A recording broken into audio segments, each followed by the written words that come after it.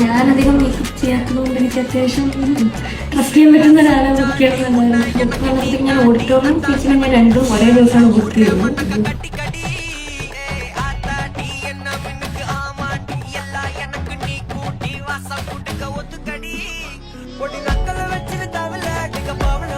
கட்டிக்கவா பவழ மல்லிய கட்டிக்கவா